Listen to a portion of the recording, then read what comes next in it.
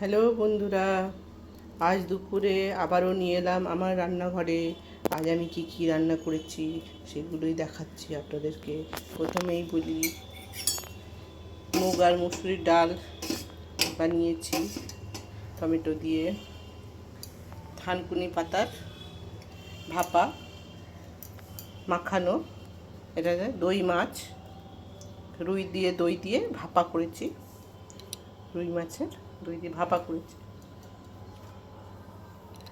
এখানে রইল কুমড়ো ভাতে, পটল ভাতে। অনেক দিন খাইনি, তাই খাবো আজকে, খুব ইচ্ছে করছে। আর এখানে রইল গরম গরম ভাত। আজকে এই কটাই বানিয়েছি। সঙ্গে রইল পেঁয়াজ আর লেবু। নমস্কার, আপনারা সকলেই ভালো থাকবেন, সুস্থ থাকবেন। আমার রান্নাগুলো যদি আপনাদের ভালো লাগে অবশ্যই একটি লাইক কমেন্ট করবেন। নমস্কার।